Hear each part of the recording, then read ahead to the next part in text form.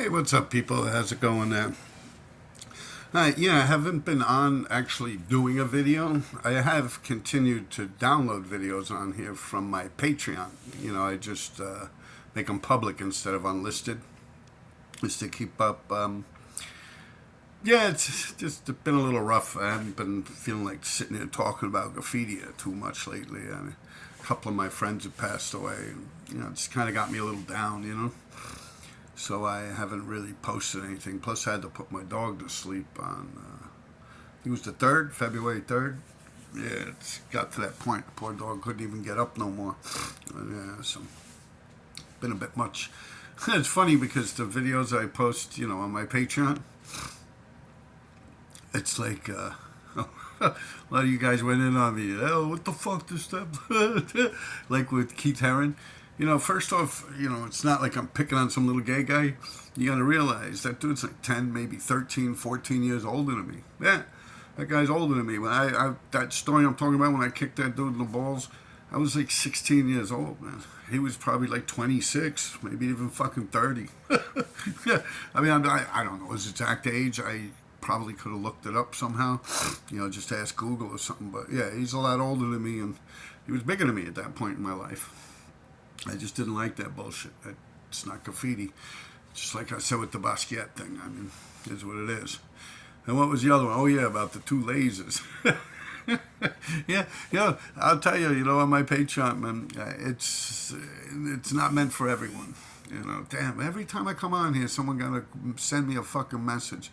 It doesn't mess my video up, but it fucks my train of thought up. It's fucking Skid, man. Come on, Skid, what's up with that shit, man? Every time I come on, it's not Skid every time, but yeah, it fucks with my train of thought. I'm not reading off any script or anything here. I'm just going for it. Anyway, yeah, like I said, Kid 1 passed away. Louis 167. I didn't know Louis that well. Met him a couple of times through R.E., who was very good friends with them. Like a barbecue, I remember once under the 138th Street around there on the bridge, off the bridge. They had like a little backyard thing where people had a little barbecue going. And I know Lace and D3 and them met him once. Like 116th and Pleasant, him and a couple other people were actually out writing graffiti while D3 and them were uptown. I don't know what they were up to with their bicycles and shit. I bumped into them, hung out with them for a couple minutes. And, I knew a few of them guys. I'd met them in passing and stuff, but he seemed like a nice guy to me, Louis. I know he used to work in the Carvel on Fordham Road. Kano also passed away. Now, Kano I knew very well. I've actually hung out with him quite a few times in my life. He was a friend of mine. Joey TDS, wow, yeah, he's a very good friend of mine. And like I said, Kid 1, I grew up with him.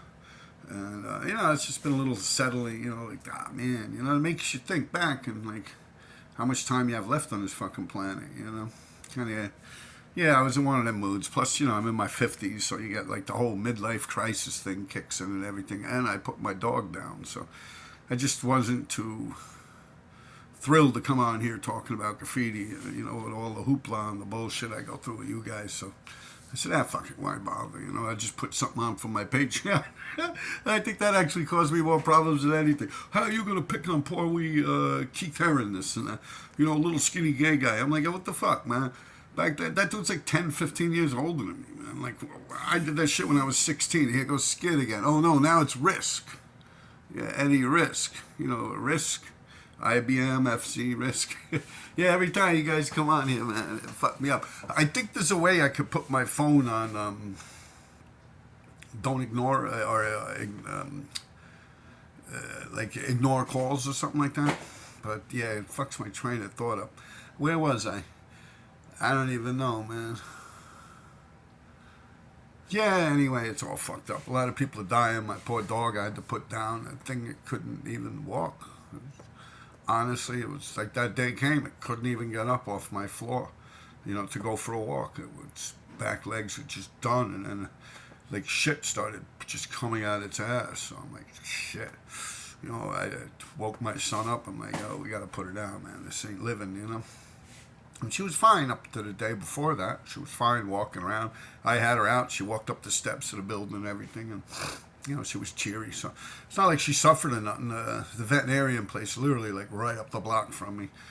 So they put her down, and I was pretty sad. I mean, I've had that dog 16 years. That dog was like my son's little sister. The thing would sleep on the foot of his bed and stuff like that, you know. My son was 5 years old, maybe 6 years old, when he said he wanted a dog. And I waited. I mean, I don't run out and get him everything he wants right off the top of his bet there. So I waited, and, you know, he kept hearing about he wants a dog, he wants a dog, I want a dog, I want a dog. So I said, okay, son, I'll get you a dog. But just like my mother told me when I wanted a dog, you're going to walk him, and you're going to clean up after him, you're going to feed him, and you're going to do all that shit. It's your dog. And my son's like, yeah, sure. So I got the dog, and he was 6 years old, so at first it was a little weird having him walk up. The dog was not full grown, but it was about 5 or 6 months old at that point. And so, and it was a little, you know, strong, a pit bull, you know. So early on, I'd walk the dog with my son and, you know, make sure nothing happens, that they're not getting ran over by a car or some shit like that, you know. And I eventually, after a few months of me feeling confident, you know, like he'd walk the dog and I'd be looking out the window, watching, make sure everything's okay, you know. And yeah, so ever since then, yeah, he's been taking care of the dog. Now, I used to take that dog out writing graffiti. I mean, I went on missions with that dog. I'm talking in the snow. I remember going from my mother's house when I was staying there after my mother died. It was me, my brother, and my son. My brother was my son's babysitter when I was at work. I remember going out from 62nd Street and First Avenue, walking over to the lower deck of the 59th Street Bridge, which is 60th Street. And I'd walk over that bridge, go into Queens, right, and then go all the way down like Van Duzer or Van Dam Street or some shit like that. Yo, I walked that shit all the way to that bridge, the Pasquiato Bridge or some fucking... I'm bad with names. When it comes to Brooklyn and Queens, I'm bad. But yeah, so I went over this bridge. I was in Brooklyn. I walked through Brooklyn to the fucking Brooklyn Bridge, back over the Brooklyn Bridge, which would put me pretty much down around Chinatown. And I'd be back into Manhattan again, and I'd write from Chinatown back all the way up to 64. I mean, you know, I dumped out like 8 or 9 cans just walking with that dog. It's, you know, it was the perfect ploy. You know, you're just a guy walking a dog, man. It worked perfectly. I was on fire hydrants. That was the mission I was on at that point when I was doing that with the dog. Fire hydrants. Just killed it. So many fire hydrants. It was like so many cans of paint. That was just one night. It was snowing out, I remember. It got to the point where I actually dug through the garbage. And I was looking, you know, like a garbage can on the side of the street. And I was looking for plastic bags. And I actually started taking these plastic bags, and I found like napkins and shit. And I put the napkins inside the plastic bags. And then I would tie the plastic bags around my dog's feet.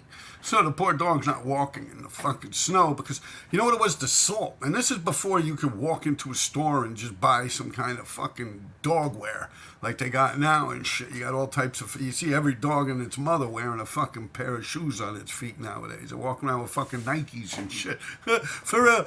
But back then it wasn't really like that. And that's not even that far back. The dog was 16 years old. So you figure maybe 12 years ago, 13 years ago or something like that. And yeah, that dog, I'd take napkins and wrap them around his feet and put the things on. Because the salt also, when they put the salt in the street, that would fuck with the dog's feet. You know, it burns. It gets inside their little paws and stuff. And it burns them. And it's very discomforting for them. So yeah, I wrapped my dog's feet up in real good shit. And it got to the point where, you know, I started planning this. When I'd go out with my dog in the winter times. And I would do that. And man... I had that dog a long time, man. Did a lot of graffiti with that dog, man. That dog's been with me and seen more graffiti than most of the average graffiti writers have done. For real. Yeah, that dog has been around, man. Definitely missed the poor puppy, man. Good dog, man. Very good dog. Not once. I think the first day we got that dog, it pissed and shit in the house. First day. And it was like the night. We woke up in the morning and it was piss and shit on the floor. So that all, you know, I told the dog, no, bad. And then at that point, it's already too far back for the memory and like the brain of a dog. It's not going to know why you're mad at it. I mean, you can point at this shit, and even if you smear their nose in it and all that, it's not going to help. It's too far back. It's like they just think you're being a dick and you're being mean to them. It's like you got to respond the moment it's happening, right after it has happened. You got to say, hey, what'd you do there? Anyway, to make a long story short, I said, okay, the dog went in the house. Don't know. The shit felt kind of cold. This is back when this happened, 15 years ago or something. You know, you pick the shit up in a plastic bag. And it's cold, so I'm assuming it's been there for a couple hours and stuff. So didn't make a big stink about it. But what I did do is I fed the dog a lot of food. I gave it a lot of water and just walked it all day. Like I had that thing in Central Park for like 5 hours and shit, just walking it all over the place. Just walked it. And then it shit outside. And when it shit outside, I patted him on the head and hugged it. That's a good girl. Who's a good girl? Yes. And the dog never went in the house again. Never, ever, all the times. And towards the end, a week before, or 4 or 5 days, my friend came over. He was buying some artwork off me, and the dog pissed on the floor, and I looked down. I was like, wow, that's fucking weird. I mean, the guy's probably looking at me. I mean, he hasn't been over my house since, well, probably since Kez 5 was alive. But, you know, so the dog just squatted down. I guess it was happy that it had someone that's coming over the house, and the excitement or whatever. So the dog pissed on the floor, and I'm like, that's new. Like that never happened before, you know. And you can look at the dog, and in the eyes where it's black, it was like blue, and yeah, she had like a big tumor on her back and shit. So yeah, I looked at that as strange, and then sure enough, a couple of days after that, like she would take her time coming up the stairs to my building. It's like 4 or 5 steps, and she'd be struggling, never fell down or nothing like that. And then it was just like that day, like she was having trouble getting up. Like if we wanted to walk the dog, we would wait. First we'd wake her up for a little while, have her walk around and shit, you know, and then take her out. You know, after she gets to move her joints around a little bit and stretch and shit, you know. And it's just the next day she just could not get up. It's like she was paralyzed. It's like she got hit by a car or something in the middle of the night. Yeah, it was wild as shit. Even when I lifted her head up, it just dropped back down. I'm like, holy shit, man. Yo, come on. Like, yo, we got dressed. I called up the veterinarian, and we wrapped her up in some sweatshirts and shit like that. And we ran her up the block, and boom, like half hour later, she was dead.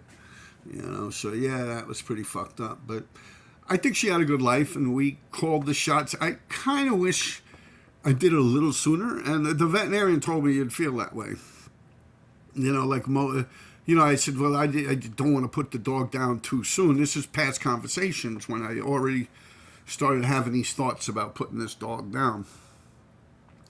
So I was kind of like, I don't want to put the dog down too soon. I don't want to, you know, oh, well, that's just because it's an inconvenience to me. I said, I don't want to put the dog down too soon when it might have another couple months in its life or something.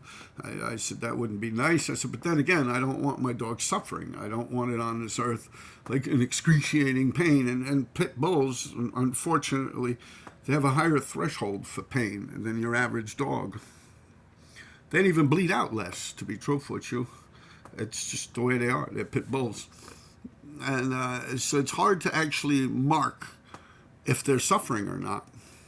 And so I just was like, me and my son made this pact that, you know, if the dog can't walk around anymore, well, not to sound sad, crazy or sick or anything, but we kind of referred it to Grandma, my mother. It's like the minute she was brain dead, I was like, oh, do not resuscitate. I was like, it's kind of like the same with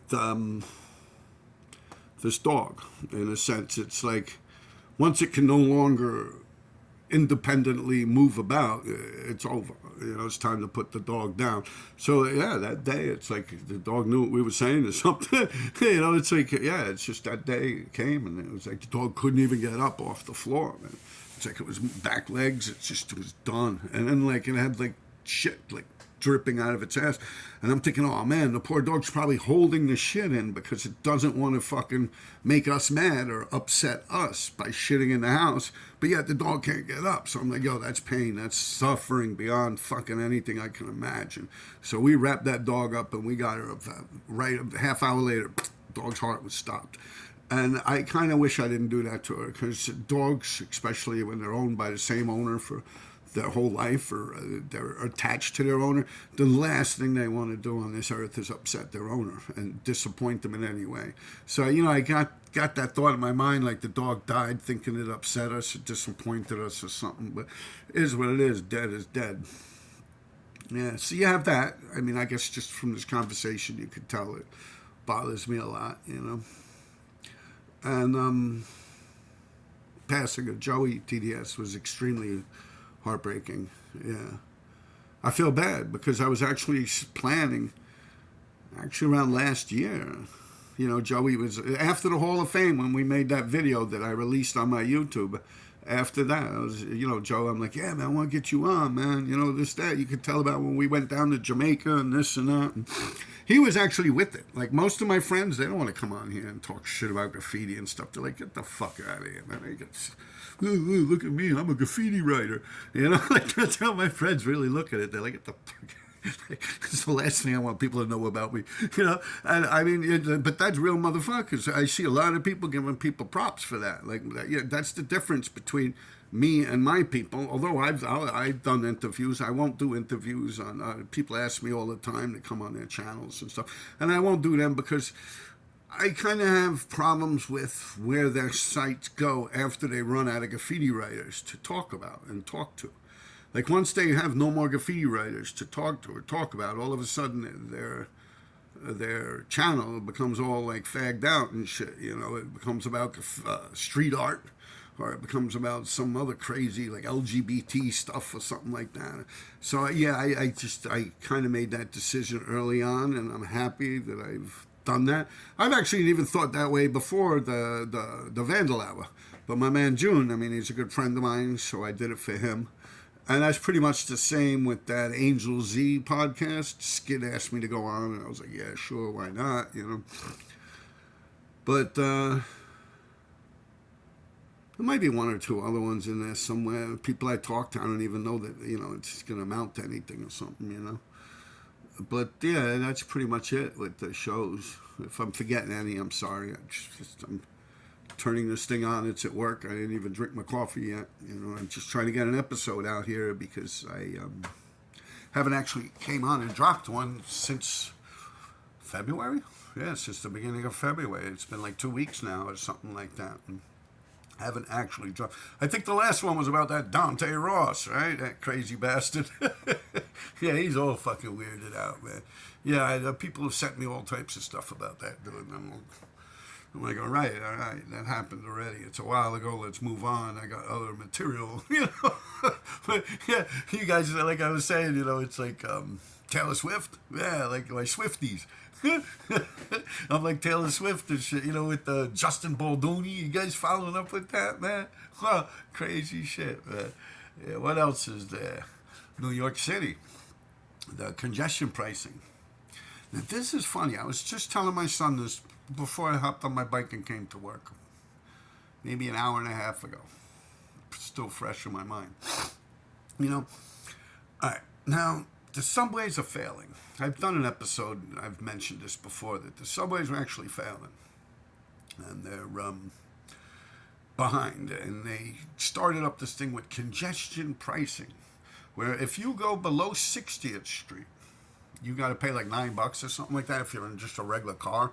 It's more if you're in like a van or a truck or something. I think it's less if you're on a motorcycle. I don't know. Or it's just $9. And even if you're on a motorcycle, I don't know how it works. I ride a bicycle. I never drove a car a day in my life. If there's anyone out there that could ever say they saw me behind the wheel of a car, they're lying to you. No one's alive that has actually seen me drive a car. They're all dead. I have not even learned to drive a car.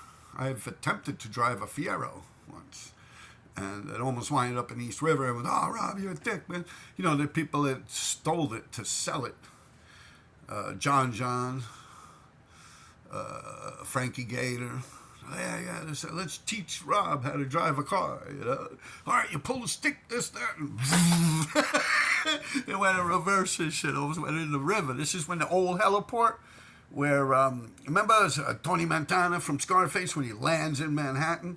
And then in the heliport, he's making a phone call right there, maybe 10 feet away from that phone booth is where that happened. Is where we were parked. And I went in reverse, almost went into the fucking river. And never again have I been behind the wheel of a car. And that was like, I was like 11 years old, 12 years old, maybe 13 years old at the oldest when that happened. Yeah. So anyway, you have this congestion pricing thing where they're charging people $9 to go past 60th Street. And then the money they earn from that, a couple billion a year or something like that, they give to the MTA to help keep the MTA afloat. Now, people don't want to take the MTA because they don't want to get thrown in front of a train or set on fire or bashed in the head with a fucking blunt object or stabbed, or even Daniel Penny, look at him. He actually came to the rescue of people that were on that train, and shit, he almost wound up in prison for 25 years or something like that, man. Maybe even longer. But he beat the case and all that. So anyway, a lot of people aren't too happy to have to take the subway, and it was kind of like the city's way of forcing people to take the subway because people were comfortable taking their cars. They don't have to worry about as much bullshit. But don't get me wrong, you're in a car, shit could still go wrong. But it lessens the fear factor. So they came up with this congestion pricing thing, $9. And Hochul's acting like she saved us money because, like I said, I shouldn't even say me because I don't drive a car. I don't have a dog in this fight. But I do find it interesting. But she's acting like she saved us money because it was supposed to be $15. But instead she said, nah, we'll make it $9. So anyway, everyone's like, nah, man, fuck that. That's crazy. That's insane. How are we going to pay all this money? Yo, we barely could afford gas and milk and eggs. What about the fucking eggs? You know, all this shit, right? People protested and everything, right? So Hochul's like, fuck you. We're doing it. Done, right? Now that it's done and it's in play, I'm going to tell you, at first I came on here and I was like, I don't notice any difference. But yeah, as of lately, I've definitely noticed that it's not that much. But then again, man, they're coming after the migrants around here. So even the bike lanes have got less people in it. Because, you know, all the Mexicans and shit, they're hopping on these bikes, doing the Uber Eats and all this food services. You know, probably using someone else's fake ID or some shit like that. And they're hopping on these electric bikes that flying around delivering food. So I even see less of that. But that might just be because of Tom Holland coming up in here, you know, with the ICE agents. But anyway, I have noticed that it's less traffic. I'm not going to lie. I'll tell it where it is. Like I said, I do not have a dog in the fight.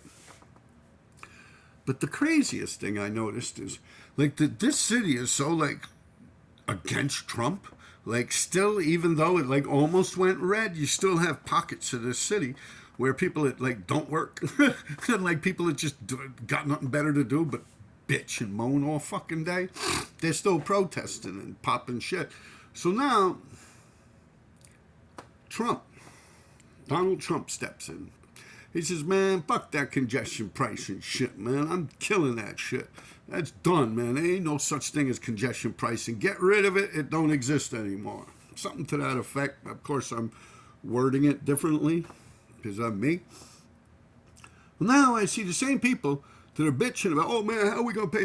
Now they're actually like they would rather pay $9 a day than have Trump get his way. Like, people are like, yo, fuck that. Nah, man. Yo, how's he going to make it so we don't have to pay $9? We like paying $9 every time we pass 60th Street. We want to pay this $9. Yeah, this way we get some migrants there, their top surgery, or some crazy shit like that. For real, they're like, we want this to happen. We want to pay $9. It's okay.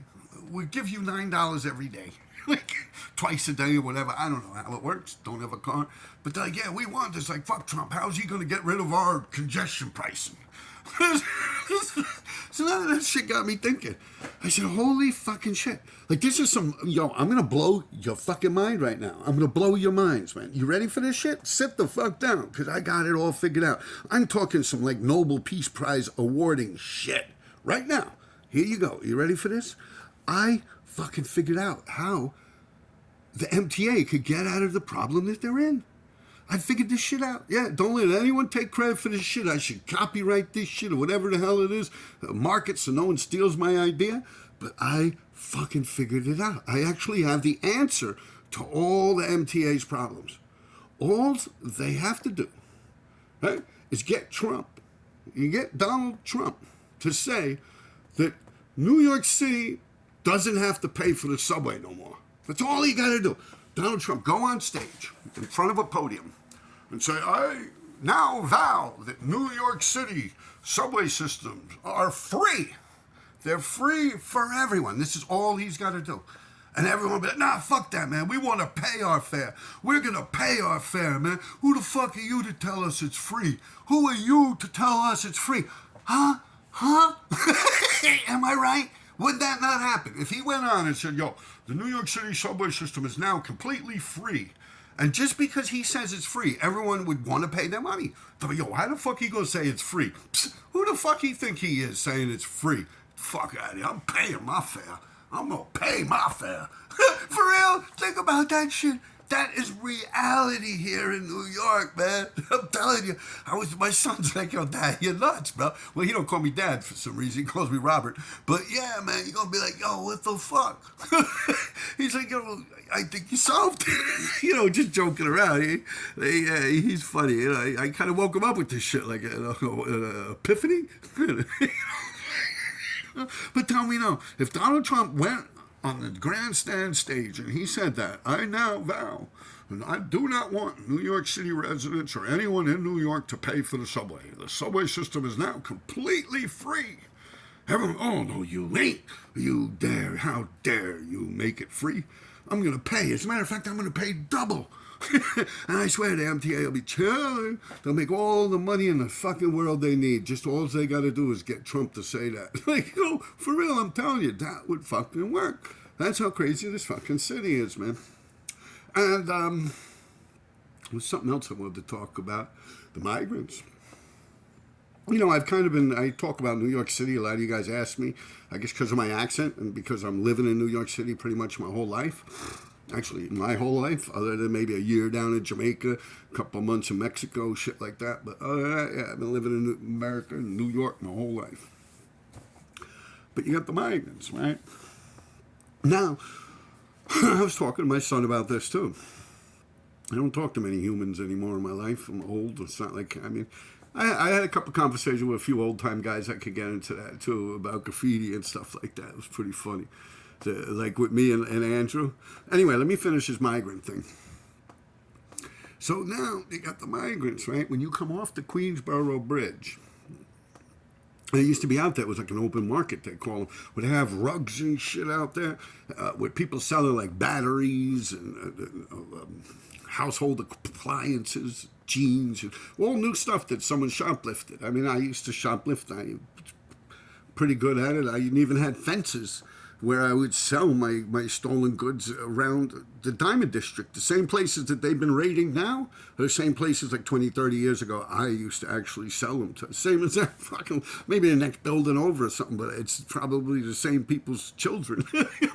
But yeah, anyway, that was pretty interesting. I see it all the time. My beard is itching me. They're raiding that place all the time. Anyway, my son was saying this too.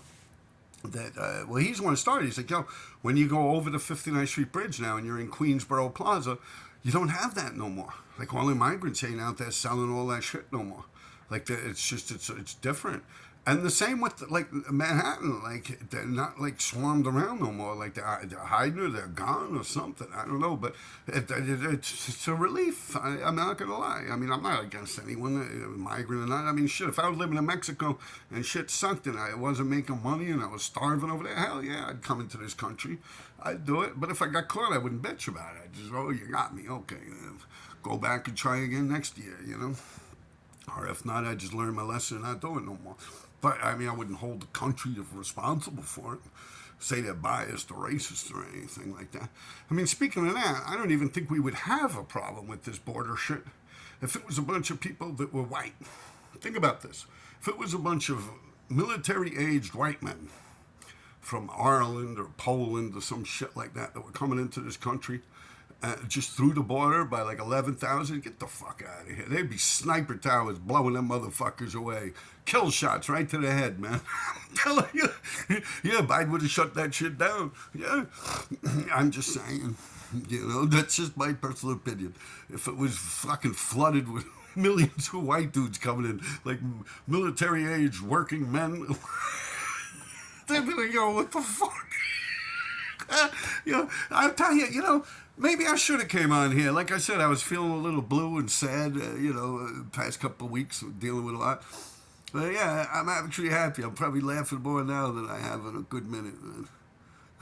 But yo, I'll tell you also, those Patreon things, I don't know if I said this already. I'm just rambling. I turned this thing on. But yeah, those Patreon things I dropped, like with Keith Haring. Oh, hey, you're going to beat up a skinny little gay guy. I'm like, I was like 15, 16 years old during that time. Like, that dude's like 15 years older than me, like 12, 13 years older than me, man. Man, that dude ain't no little kid, man. He was like in his 20s when that shit happened. For real. Yeah, I was like a little kid, man. Fuck out of here. That shit, man. And yeah, that's the thing with Lay's. And Lay's, a couple of you guys, oh, we all this stuff. I mean, you know, what am I going to do? That's the truth. Like, it is what it is, man. There's Lace, and then you have Lay's. And I don't know, it makes people look bad or makes people look good. It's the truth. I don't look too good in that story either. I got body slammed through a fucking window. Yeah, it landed right on someone's fucking meal. They were actually sitting there. I remember it was like an old guy and like a younger woman, possibly like his daughter or something like that. Yeah, man, that landed right on the food. Like right on their fucking like platters, like eggs or whatever the fuck they were eating at that hour with their coffee. I landed right on that table. I looked at both of them like this.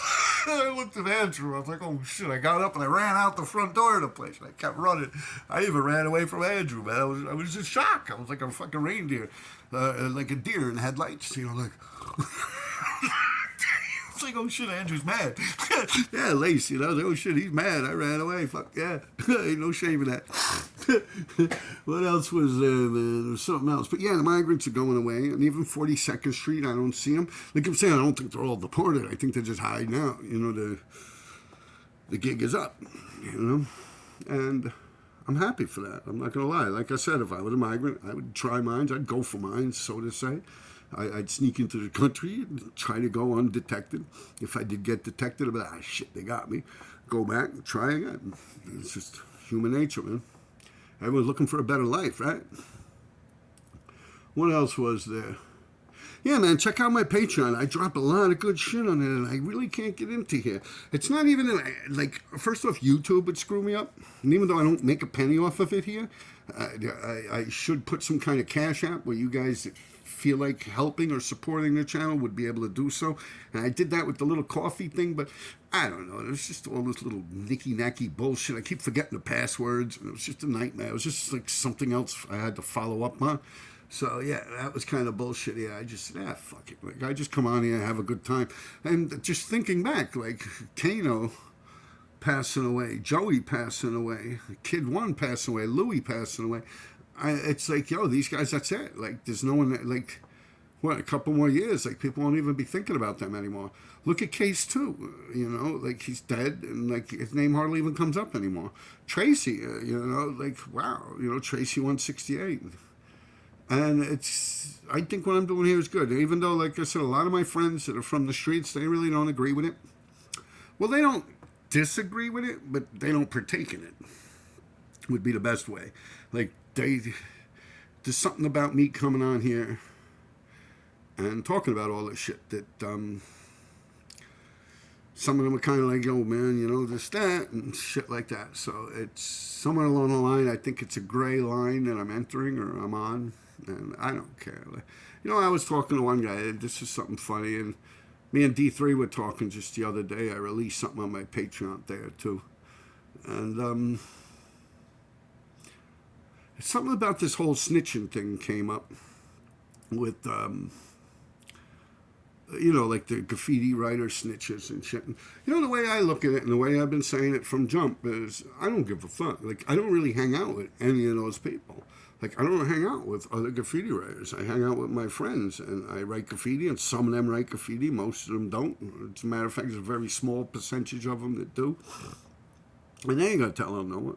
They've been getting, most of them are dead now, but like they've been getting locked up and shit like that their whole fucking lives. Like, they know the court systems and how it works and stuff. And I don't have to never worry about that. And that came up in when people asked me about the Cope 2 interview where he talks about Ether and Utah and stuff. And I'm like, I don't know how he has all these problems. Like, you look at it, he's like naming 6 or 7 people that have some like vile negative shit to say about the way he's been walking this earth. So I like, sometimes it walks like a duck, quacks like a duck, swimming around in a real fucking pond, eating bread.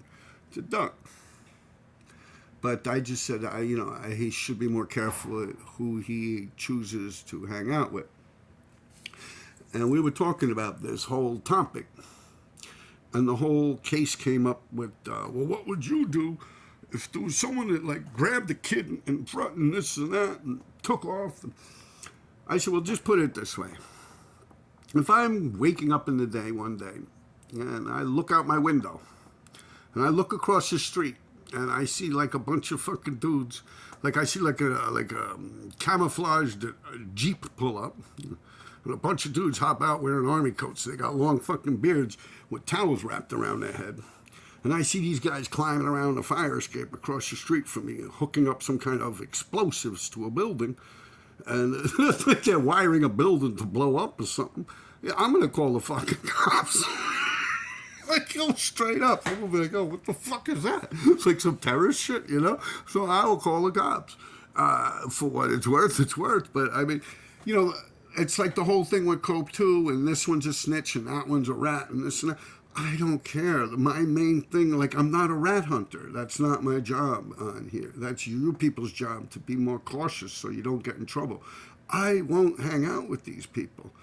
I'll never write graffiti with them, so their rat shit will never hurt me. It'll never harm me.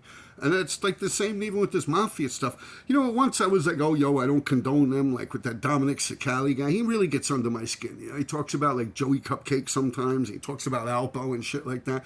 And that kind of, it gets under my skin a little because, Alpo ratted, let's be real. But, people like Joey Cupcake, man, them motherfuckers are stand-up people, man. Them motherfuckers ain't do shit, man. They kept their mouths shut, man. They were fucking rotting in prisons and stuff. And that's a lot more than that piece of shit could say, So I have that sense in my mind. But also, it's interesting to hear stories. Like, even that fucking Sammy Gavano guy.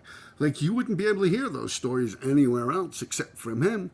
But now it winds up that a lot of the shit he's talking about is actually lies. Like, of course, these people, they make themselves out to be better than everyone else, like this Dominic Cicali. Like, if I was the boss, I'd do this and that. And, oh, he was no good, and he was this, and he was that. They're all better than you if they kept their mouth shut, man. That's the bottom line. And like I say, in watching this shit, it don't matter to me if these people ratted or not. It's just entertainment. It's something to watch. Let's hear their side of the story. It's not like I'm going to run around and join the mafia with them, or I'm run around robbing banks and killing people or something like that with them. It's the same with graffiti. Like, if I hear rumors, so many different people I could say that are rats that are just through rumor that I won't mention because I do believe it's rumors. And I just stay the fuck away from them. And that's how this whole thing started with Cope 2. Like, it was, some conversations were taking place and wanting to take pictures and stuff like that with me. And him in front of, like, I did a RD, he did a Cope 2 above me or something like that. We were talking about the Babyface Killers at Central Park, Daphne and them. I knew them. And the conversation came up, I think, Wayne, I don't remember, a long time ago. And I just didn't want to have that conversation with him present. That's pretty much what happened. And I just didn't want to be involved. Like, I just wanted to walk away when he came around. I just wanted to fade out into the shadows. And myself, Robert Brian Dyer, I should have the right to do that. I should be allowed to hang out with who I choose to hang out with. My mother and father used to tell me, if someone's out there doing something that's bad or something, you can always just walk the fuck away from them. You know, you don't have to sit there with them and hold their hand and go to prison for the rest of your life. You could just simply say, I'm okay. I got to go home. My mom is cooking dinner. You know, you always have that option. Like, whenever you get in trouble for something, it's your fucking fault. Because, you know, when you're young, I used to blame it on Meth, and Meth, he used to tell his mother it was me. And the same with D3 and me. You know, we blame each other. Like, I'd tell my mom D3 did it, and D3 would tell his mom and dad that I did it. You know, it's just human nature once again. And, you know, as you get older, you realize that, like, all the problems that have occurred are pretty much your own fault, you know, at least in my life. And I don't have anything to regret about what I did. People ask me that all the time about regrets. And I have no regrets about what I did. I have regrets about what I didn't do. The things that I wanted to accomplish that I never got around to accomplishing. You know, I regret not doing pieces like burners on subways. I regret that. Well, yeah, fucked up with that one. I realize now later on in life that I had just as much skills as the next man to hang. I always thought that my shit would look toy and stupid and people would not respect it. I mean, like I've said before, when you have people out there like T-Kid and them doing these wild burners and shit like that, you had all TDS and Part in them and Scene. I mean, I could go on about Scene. I very rarely even speak about him, but a lot of his whole cars were big impressions on me. I mean, just like the Executioner he did and stuff, Hand of Doom. Like, I've seen those things, like the fucking Hickey and Ski. Like, I've actually entered in and out of those cars for a long period of time before they disappeared. And I remember the Executioner, and like me and my friends, we grew up on that shit, man. We grew up on like Conan, the Savage Sword of Conan, you know, like those stories, and that's what floated our boat. Like, you know, we all like Conan and shit, you know, like running around the train tunnel, rah, rah, arg, you know. Yeah, man, that was it for us, man. You know, we were on that shit like that. We were out there doing it like that. And it's just interesting how now it's like the masculinity of it all is, it's a joke. You're being mocked for being a man with a pair of balls and going out and doing you. You're mocked, yeah, by the simps. And apparently there's more simps and little bitches out there than there are real men. As crazy as it sounds, at least in New York. You know, people that actually stand up for something in this world. It's just, I don't know, maybe they're standing up for something I don't see or care about, but it's just crazy the way the graffiti game has changed. It's like the biggest part of it was, I mean, you guys know this shit, man. You're just fucking around being dicks because it's easier for you. Yeah, pushy shit, easiness. That's what you look for. But you look at all these fucking movies that ever came out and stuff. You know, what do you think about this movie? And what do you think about that movie, RD? And what's your opinion on this? This one's okay, that one's okay. But you look at every single one of them fucking movies. What do they all have in common? They all pretty much have a fucking villain. And why would they have that? You know, it's like to every rumor, there's an ounce of truth. You know, think about that shit. You even look at that movie, The Warriors. You know, it's not even based about graffiti. I mean, you had one guy running around doing W's all over the place. But other than that, a lot of whiz tags in it and shit. But you look at that, and then you look at Beat Street. They had a group of people, or someone that's acting like a dick to the best of my memory. And Style Wars, you had Cap. You know what I'm saying? It's like... even that fucking thing that last shit that came out with that fucking kid, I think it's one of the Will Smith's little kid. I couldn't watch it, man. The Boogie Down, the Get Down, right? Get Down. I don't know. So yeah, the Get Down, the Low Down, or something. Anyway, it was something I think it was on HBO, with some crazy shit like that. And, you know, oh yeah, you know, and it's like the bully guys that are considered bullies and shit.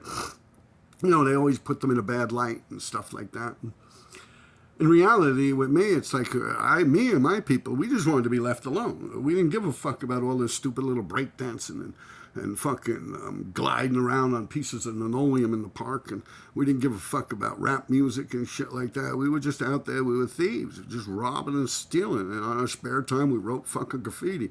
Whole different fucking breed of animal. You look at me and my friends, it's like you look at all of them, including Lace to a different degree.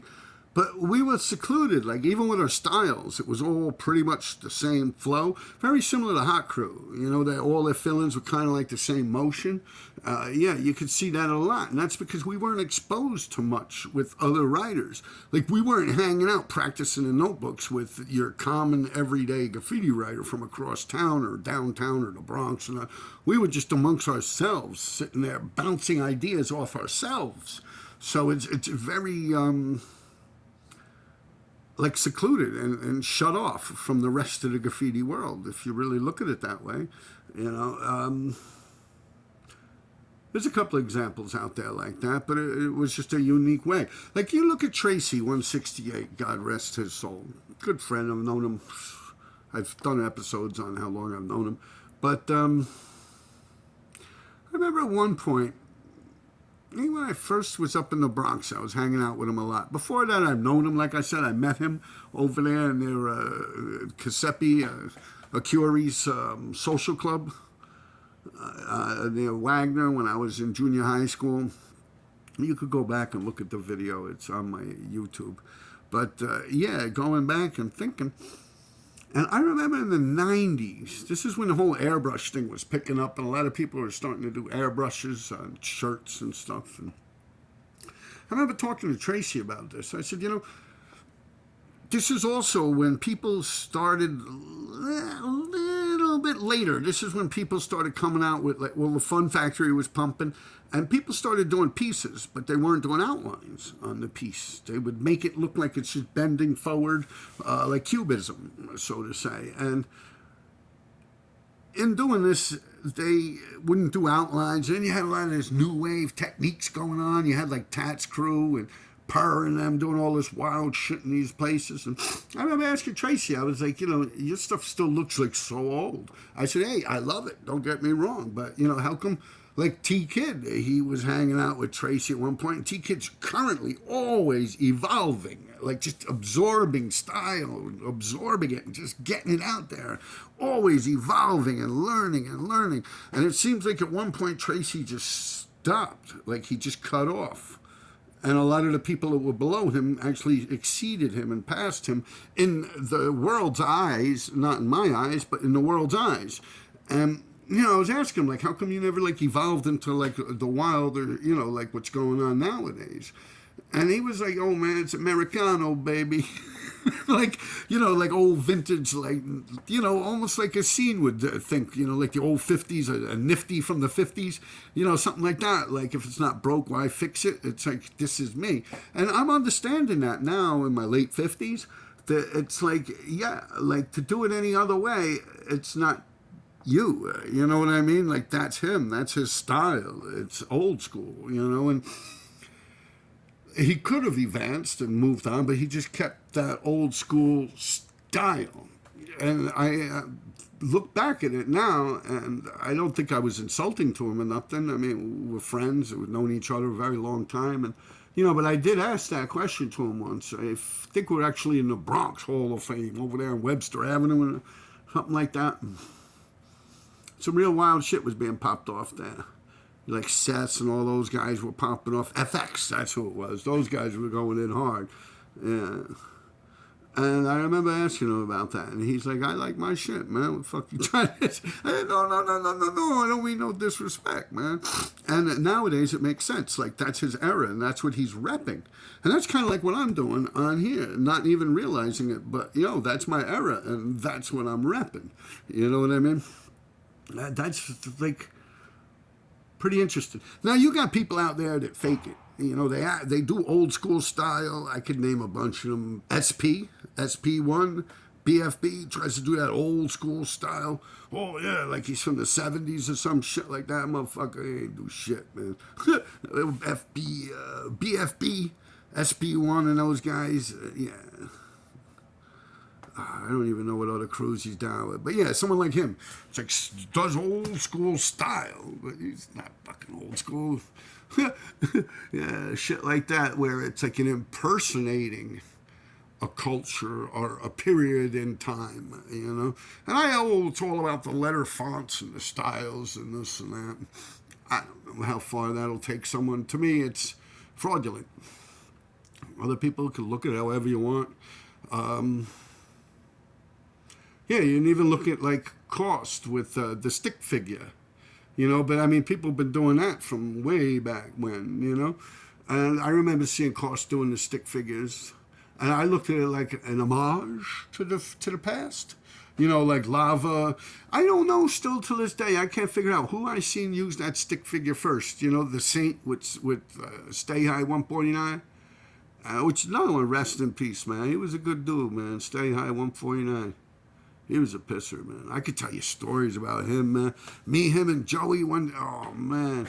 Up on his roof, like Joey had a pigeon coop. I think I might have gotten into that once. And he let Wayne Stay High keep his little pigeon in his coop. And yo, Wayne Stay High's pigeon would look like him. It was like all sickly as shit. Joey was like, yo, that shit's gonna get my pigeon sick, man.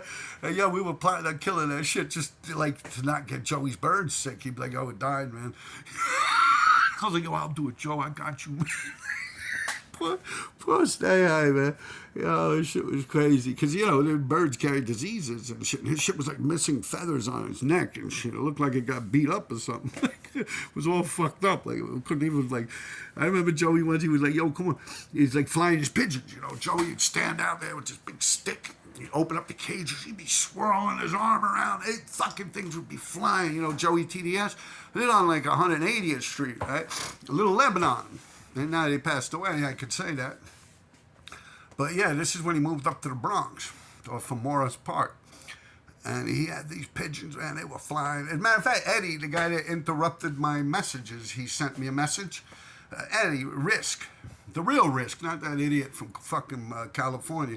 You know, he was just sending me a message when my shit went. Anyway, Risk actually built the pigeon coops. Yeah, Risk built those pigeon coops. Risk FC, IBM, stuff like that. Yeah, Risk.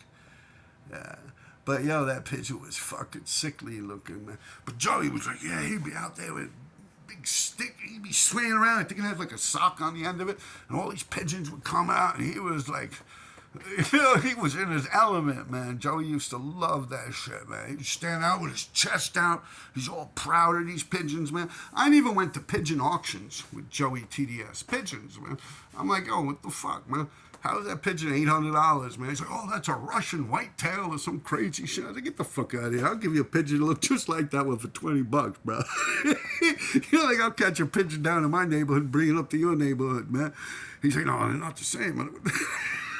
Fucking thing looks exactly like a pigeon. We get up early for that shit, man. So early, man. Yeah, pigeon fucking shit was funny, man. Joey loved his fucking pigeons, man. That shit. Yo, I'll tell you, man. When I had my son and my baby's mother got murdered, when I got him into this country and everything, it's like, yo, I was fucked, man. Like, my brother was a junkie, a heroin addict, and I had no other apartment or anything like that that was open up. So I actually wound up sleeping on my mother's floor, and she would take the baby and put it in her open-up couch. It was like a small studio-type apartment in Manhattan. And, you know, I was living like that for a while. But my brother was just like on dope. Like, he was leaving syringes around and shit like that. And it was not a good idea to have my son around. So Joey, TDS, is like, yo, come on. And he took me up to the Bronx, man. I swear, he just got a brand new leather sofa, man. It was like a pigskin leather. Poor Mo, you know, Monique. But, yo, Joey got this brand new sofa. It was like a brown natural leather. It was almost like a suede feel to it. It was like soft leather. I think he got it from Jennifer Convertibles or something. So it just came. Like, literally, I was there when the bell rang. And they came up. They opened it up, took it out the boxes and everything, and they put it right in his fucking living room. Had it there, right? So, yo, I picked my kid up, and I put him on the sofa, and all of a sudden... He fucking pisses. Like, you know, I was changing his diaper, right? So I took his diaper off and I crumpled it up. So he was nude and he was running towards the TV. And I was afraid maybe he's going to push some buttons on the TV or something, you know. And I'm like, wow, this is very nice. And this is like 4 hours after Joey let us stay there. So, you know, I'm walking on eggshells. You know, I don't want to get kicked out of there or nothing, you know. So I see my kid, like, he looks like he's running over to the TV. And this is when you had, like, the cable boxes and shit. So I pick him up. I'm like, come here, Bobby. And I put him on the sofa. All of a sudden, he pisses, man. Yo, that shit squirting out his dick like 3 or 4 feet in the air, man. Pissing all over Joey's fucking sofa, man. So I'm like, oh shit. Like, Joey's looking at me like, yo, and I don't want to hire my voice, you know, scare my kid or nothing. So I'm like, oops. You know, you don't want to scold the kid. He don't know no better. He's a little baby, you know. And I'm like, oops. Well, Joey, he flipped the mattress, the pillows over, you know, the cushions, how you can flip them. He flipped them over. He called Jennifer Convertibles. He's like, yo, I don't know. These guys that came here, they put this sofa together, and it's like the 2 cushions are stained. There's like water on them or something. It's like, I think they pissed on my... Yo, they came out, they didn't just give him new pillows, they gave him a whole new fucking sofa. So he's like, yo, keep your son off that shit. And then he did what most Puerto Ricans do. He got that thick plastic shit that they coat the thing with, where you slide off it, and in the summer you get all sweaty and your back sticks to it. Yeah, you got that thick plastic shit. I was like, oh, come on, Joe, what, you gonna have this sofa for 100 years, man? And I was like, yeah, you Puerto Ricans, man, with that thick plastic shit. He's like, no, it's like, you know, I don't want your son to piss on it again. I wouldn't get this stuff. And I, you know, because I've been over his mom's house too, and they had plastic over their stuff too, you know. Matter of fact, his mom came in. Yeah, she loved little Bobby, man. Joey's mom. Loved my little kid, man. Loved him to death, man.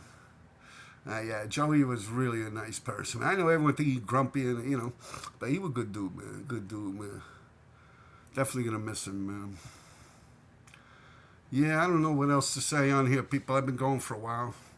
You take care of yourselves, man. Good times. But I do know what to say. I believe that me coming on here and talking and saying all this stuff, it is important. I don't know if it's important to you guys in your graffiti culture, but it's important to people that wonder what was going on in that period of time and how shit was. See, now everything's all like fucking Gandhi'd out. Everyone's all loving each other, dicking each other down, taking it in the ass, and all this gay shit going on. But back in my day, nah, man. Everyone was out there like that, man. Like hard-bodied shit, man. Like, I see some people that come on, and the funniest thing I've noticed is the people that I know that were out there setting it off, they're like humble and they're, yeah, well, you know, we were out there doing our thing and this. And then the people that weren't doing shit or weren't even around, they're like, yo, man, I was out just that. And like, it's kind of weird because there's people like me that's out there that know. Like for me, you could see I could come on here and talk fucking straight up, boom, and no one could ever say nothing wrong. You might be able to say I got a bald spot on my head, I got skinny legs, or I suck, or something like that. But you can't say what I'm saying ain't what happened. You know, and to me, that's what matters. It's more important than any one of us. I mean, I really do love graffiti, and I might not want to talk about it the past couple of weeks just because I took a couple of hits, like as far as it goes with losses of people I love. And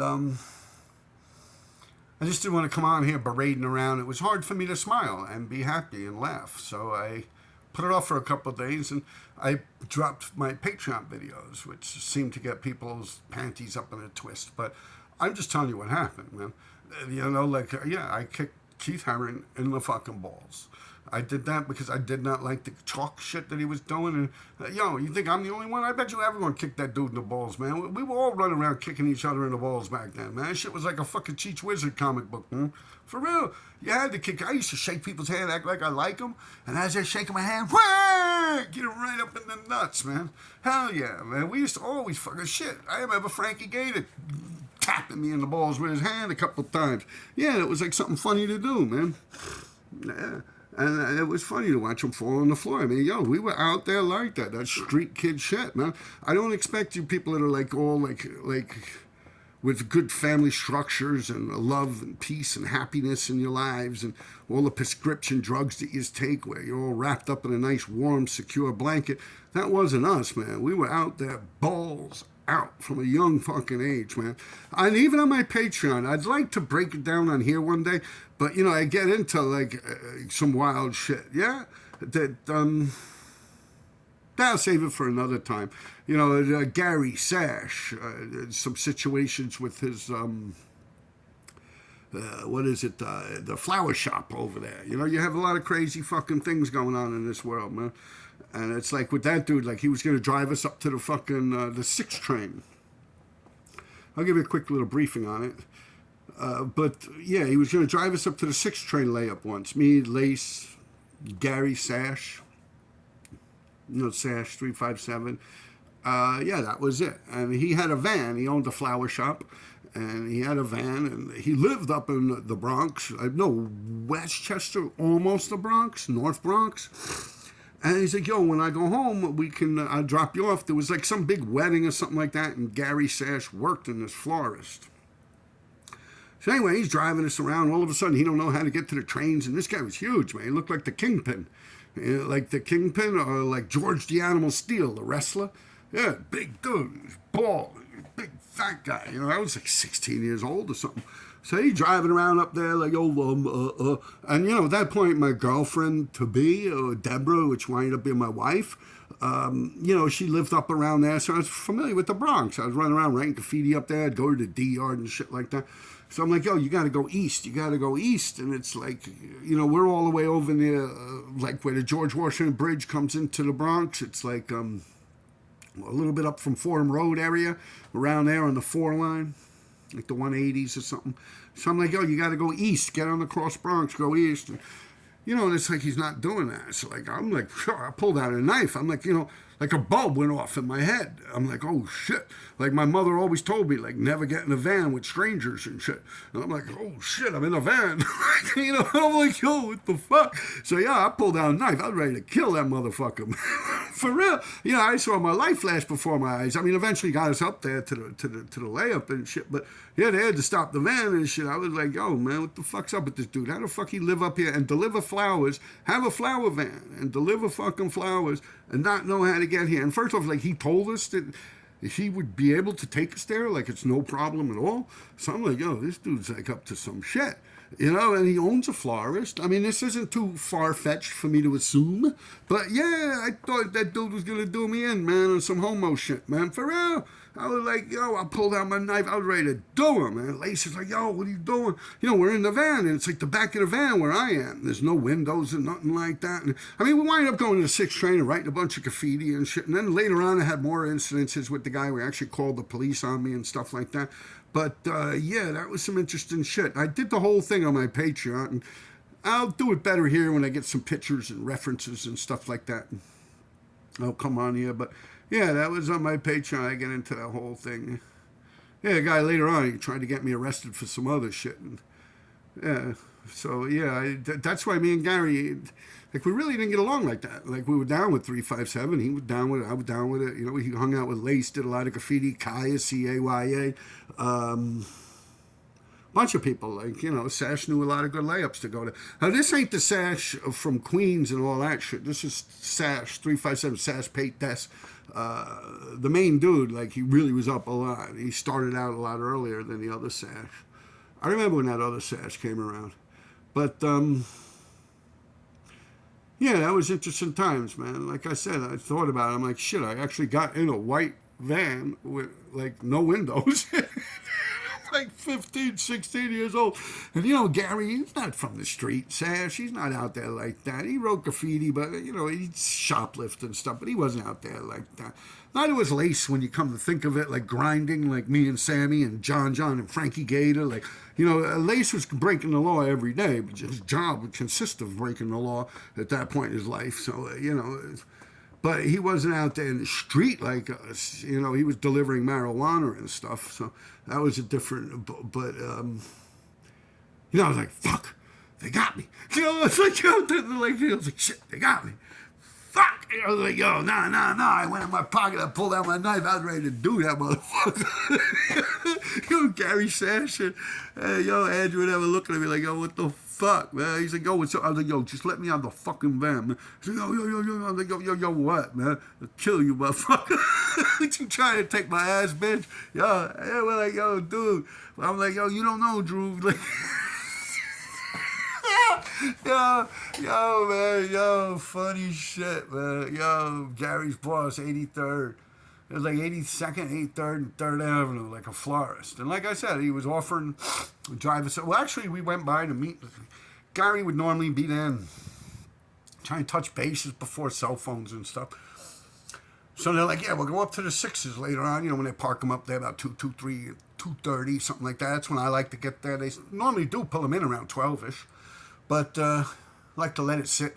So if any vandal squad's there, they normally break out after a while. They'll sit around for a couple hours and then they'll go about their business. Maybe check out like Espionage or something like that. So I was like, yeah, we'll get up there about 2:30 or something. Well, we go there, it's like Gary Sash is like still, like they're packing up flowers. Like there are all these flowers. And it was like some big order that came in, maybe a wedding or a funeral or something. So they had to get all this work done. So I was like, all right, I'll come back a little later.